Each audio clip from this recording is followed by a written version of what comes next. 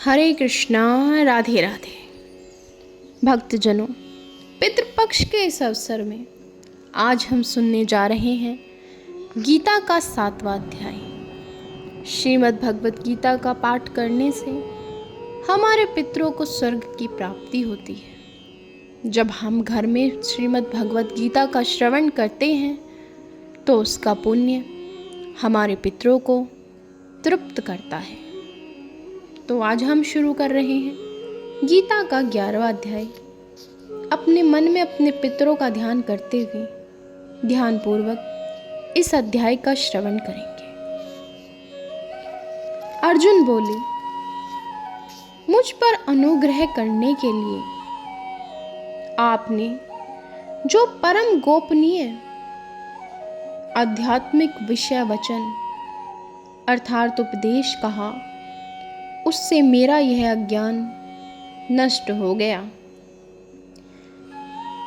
क्योंकि हे कमल नेत्र, हे मधुसूदन, मैंने आपसे भूतों की उत्पत्ति और प्रलय विस्तार पूर्वक सुने हैं तथा आपकी अविनाशी महिमा भी सुनी है। हे परमेश्वर, आप अपने को जैसा कहते हैं यह ठीक ऐसा ही है, परंतु हे पुरुषोत्तम, आपके ज्ञान, ऐश्वर्य, शक्ति, बल, वीर्य और तेज से युक्त ईश्वर रूप को मैं प्रत्यक्ष देखना चाहता हूँ। हे प्रभु, यदि मेरे द्वारा आपका वह रूप देखा जाना शक्य है ऐसा आप मानते हैं, तो हे योगेश्वर, उस अविनाशी स्वरूप का मुझे दर्शन कराइए।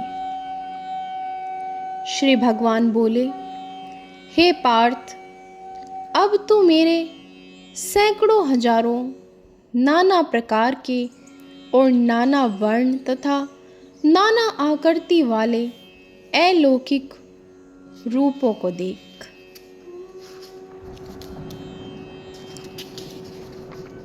हे भरतवंशी अर्जुन, मुझ में आदित्य को अर्थात अदिति के 12 पुत्रों को, 8 वसुओं को, 11 रुद्रों को, दोनों अश्वनी कुमारों को और 49 मरुद्रनों को देख तथा और भी बहुत से पहले ना देखे हुए आश्चर्यमय रूपों को देख। हे अर्जुन, अब इस मेरे शरीर में एक जगह स्थित चराचर सहित संपूर्ण जगत को देख तथा और जो भी कुछ देखना चाहता है सो देख, परंतु मुझको तो इन अपने प्राकृत नेत्रों द्वारा देखने में निसंदेह समर्थ नहीं है।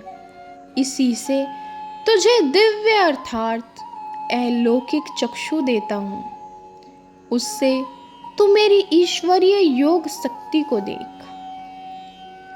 संजय बोले, हे राजन, महायोगेश्वर और सब पापों के नाश करने वाले भगवान ने इस प्रकार कहकर उसके पश्चात अर्जुन को परम ऐश्वर्य युक्त दिव्य स्वरूप दिखलाया।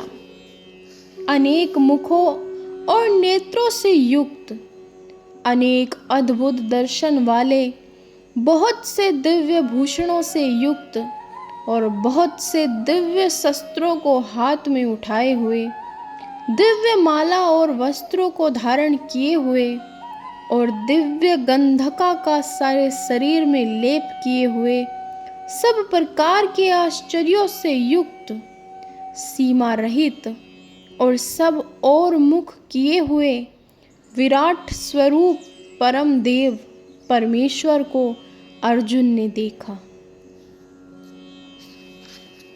आकाश में हजारों सूर्यों के एक साथ उदय होने से उत्पन्न जो प्रकाश हो, वह भी उस विश्व स्वरूप परमात्मा के प्रकाश के सदृश कदाचित ही हो। पांडु पुत्र अर्जुन ने उस समय अनेक प्रकार से विभक्त अर्थात पृथक पृथक संपूर्ण जगत को देवों के देव श्री कृष्ण भगवान के उस शरीर में एक जगह स्थित देखा। उसके अंतरत वह आश्चर्य से चकित और पुलकित शरीर अर्जुन प्रकाश में विश्व रूप परमात्मा को श्रद्धा भक्ति सहित सिर से प्रणाम करके हाथ जोड़कर बोला कि हे देव, मैं आपके शरीर में संपूर्ण देवों को तथा उनके भूतों के समुदाय को, कमल के आसन पर विराजित ब्रह्मा को, महादेव को और संपूर्ण ऋषियों को तथा दिव्य सर्पों को देखता हूँ। हे संपूर्ण विश्व के स्वामी, आपको अनेक भुजा, पेट, मुख और नेत्रों से युक्त तथा सब ओर से अनंत रूपों वाला देखता हूँ। हे विश्वरूप, मैं आपको न अंत को देखता हूँ, न मध्य को और न ही आदि को। आपको मैं मुकुट युक्त, गदा युक्त और चक्र युक्त तथा सब ओर से प्रकाशमान तेज के पुंज, प्रज्वलित अग्नि और सूर्य के सदृश ज्योति युक्त, कठिनता से देखे जाने योग्य और सब ओर से अप्रेम्य स्वरूप को देखता हूँ। आप ही जानने योग्य परम अक्षर अर्थात परम ब्रह्म परमात्मा है। आप ही इस जगत के परम आश्रय हैं। आप ही अनादि धर्म के रक्षक हैं और आप ही अविनाशी सनातन पुरुष हैं, ऐसा मेरा मत है। आपको आदि अंत और मध्य से रहित, अनंत सामर्थ्य से युक्त, अनंत भुजा वाले, चंद्र स्वरूप नेत्रों वाले, प्रज्वलित अग्नि रूप मुख वाले और अपने तेज से इस जगत को संतृप्त करते हुए मैं देखता हूँ। हे महात्मने, यह स्वर्ग और पृथ्वी के बीच का संपूर्ण आकाश तथा सब दिशाएं एक आप से ही परिपूर्ण है तथा आपके इस अलौकिक और भयंकर रूप को देखकर तीनों लोक अति व्याप्ति प्राप्त हो रहे हैं। वे देवताओं के समूह आप में प्रवेश करते हैं और कुछ भयभीत होकर हाथ जोड़े आपके नाम और गुणों का उच्चारण करते हैं तथा महर्षि और सिद्धों के समुदाय कल्याण हो ऐसा कहकर उत्तम उत्तम श्रोतों द्वारा आपकी स्तुति करते हैं। जो 11 रुद्र और 12 आदित्य तथा 8 वसु साध्य गण, विश्वेश्वर, अश्वनी कुमार तथा मरुदगण और पितरों का समुदाय तथा गंधर्व, यक्ष, राक्षस और सिद्धों के समुदाय हैं, वे सब ही विस्मित होकर आपको देखते हैं।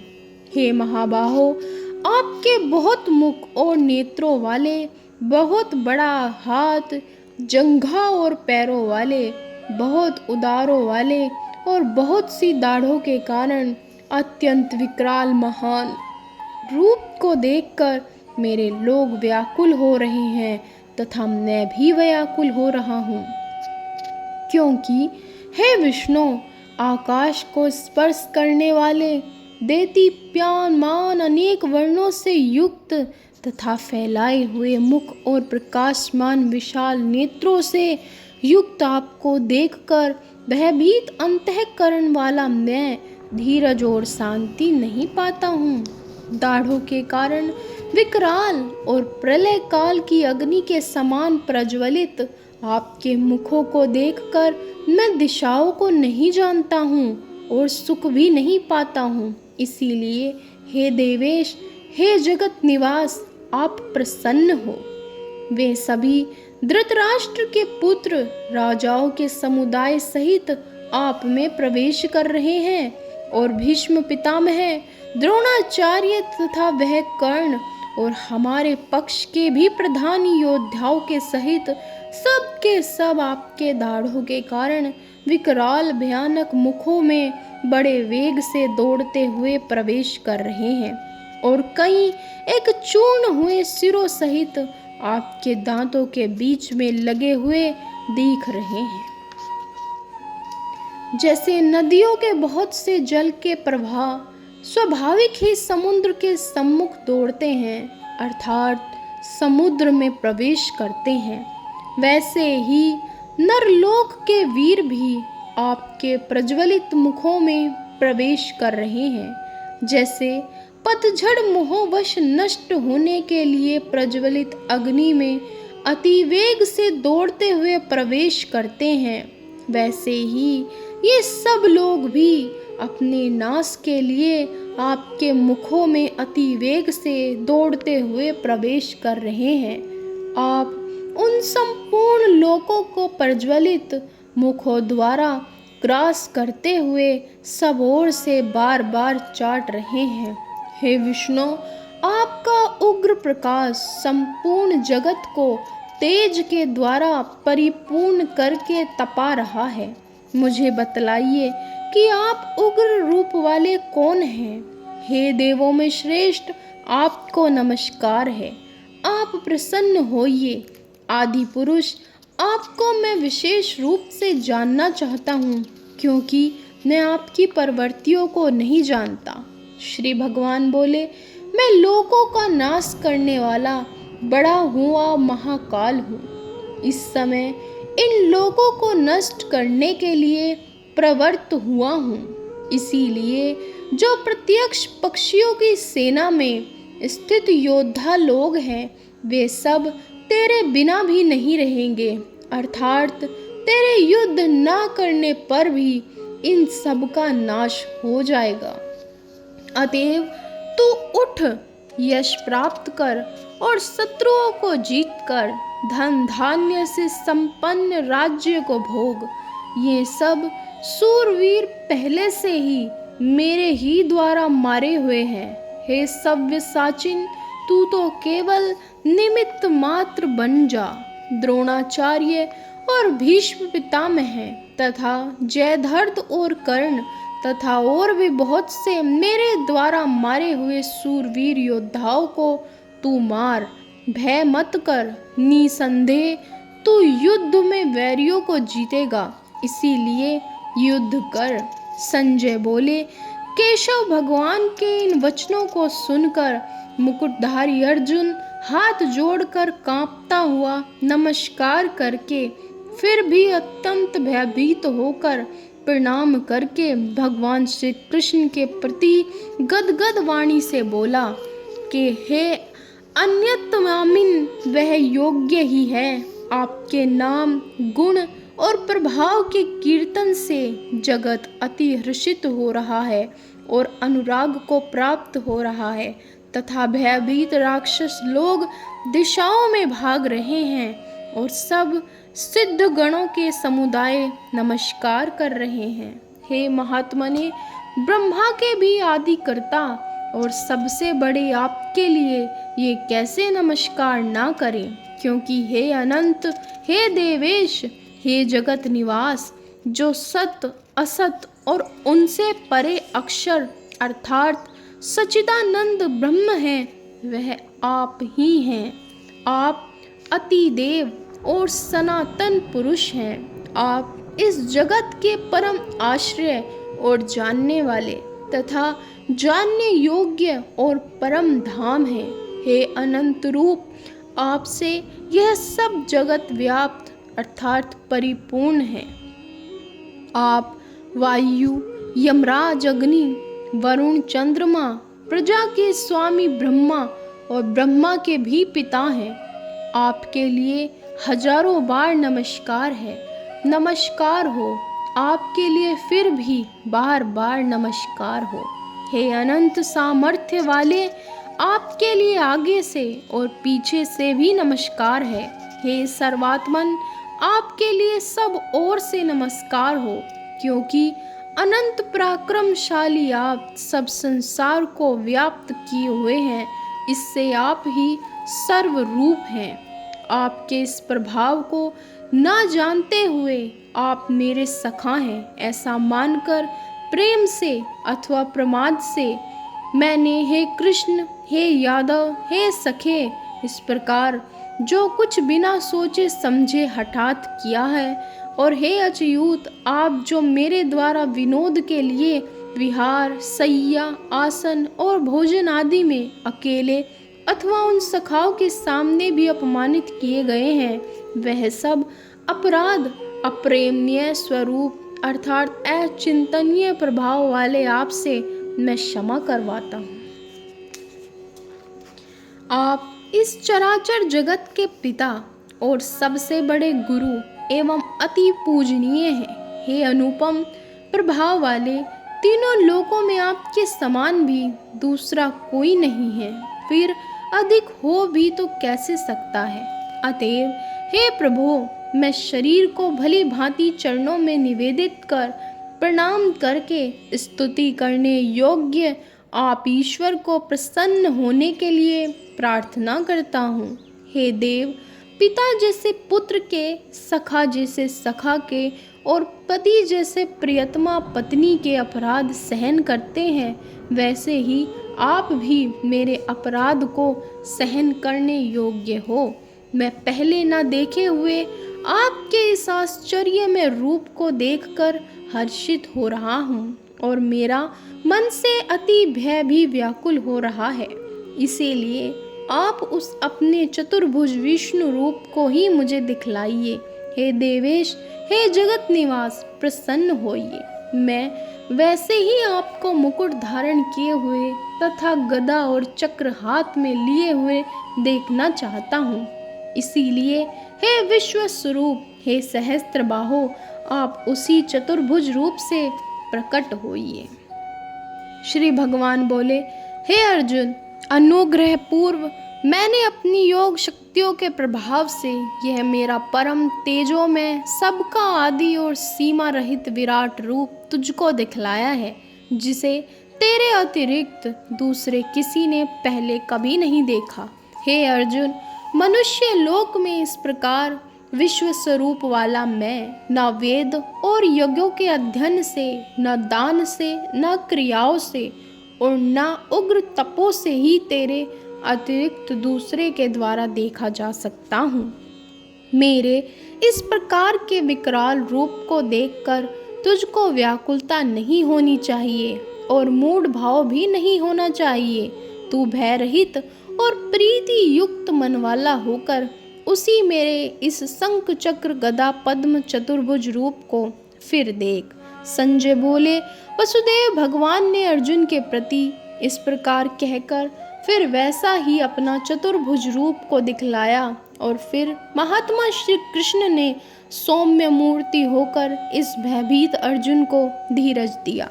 अर्जुन बोले, हे जनार्दन, आपके इस अति शांत मनुष्य रूप को देखकर अब मैं स्थिर चित्त हो गया हूँ और अपनी स्वाभाविक स्थिति को प्राप्त हो गया हूँ। श्री भगवान बोले, मेरा जो चतुर्भुज रूप तुमने देखा है यह सुदर्श है, अर्थात इसके दर्शन बड़े ही दुर्लभ हैं। देवता भी सदा इस रूप के दर्शन की आकांक्षा करते रहे हैं। जिस प्रकार तुमने मुझको देखा है, इस प्रकार मेरा चतुर्भुज रूप वाला मैं न वेदों से, न तप से, न दान से और न ही यज्ञ से देखा जा सकता हूँ। परंतु हे परंतप अर्जुन, अनन्य भक्ति के द्वारा इस प्रकार चतुर्भुज रूप वाला मैं प्रत्यक्ष देखने के लिए, तत्व के जाने के लिए तथा प्रवेश करने के लिए अर्थात एक ही भाव से प्राप्त होने के लिए भी शक्य हूँ। हे अर्जुन, जो पुरुष केवल मेरे ही लिए संपूर्ण कर्तव्य कर्मों को करने वाला है, मेरे परायण है, मेरा भक्त है, आसक्ति रहित है और संपूर्ण भूत प्राणियों में वैर भाव से रहित है, वह अनन्य भक्ति युक्त पुरुष मुझको ही प्राप्त होता है। और इसी के साथ ये 11वां अध्याय संपूर्ण होता है। बोलो ओम कृष्णाय नमः। ओम पितृदेवभ्य नमः। ओम श्री कृष्ण गोविंद हरे मुरारी, हे नाथ नारायण वासुदेवा। श्री कृष्ण गोविंद हरे मुरारी, हे नाथ नारायण वासुदेवा। श्री कृष्ण गोविंद हरे मुरारी, हे नाथ नारायण वासुदेवा। ओम नमः भगवते वासुदेवाय नमः। ओम नमः भगवते वासुदेवाय नमः। ओम श्री कृष्ण गोविंद हरे मुरारी, हे नाथ